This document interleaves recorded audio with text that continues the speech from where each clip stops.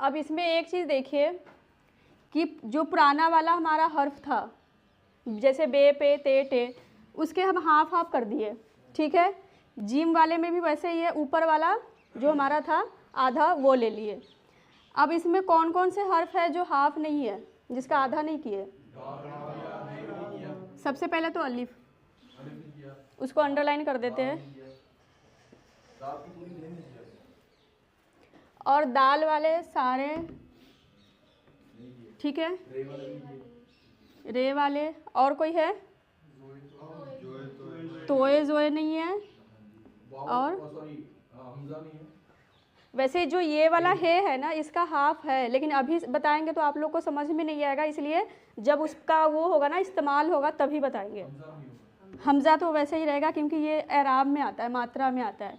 छोटी ए का देख लीजिए, 2 नुक्ते नीचे है और उसके नीचे है, ये एराब है, मात्रा है, ज़ेर, इसको कहते हैं ज़ेर। ये साथ में ही आएगा, जहाँ भी होगा इसके साथ ही होगा, ठीक है। तो इस जब भी इसका हाफ करेंगे, अगर पूरा लिखेंगे तो पूरा वाला ही लिखेंगे, पहले वाला। जो बड़ी ये है उसके नीचे सिर्फ 2 नुक्ते हैं, ठीक है।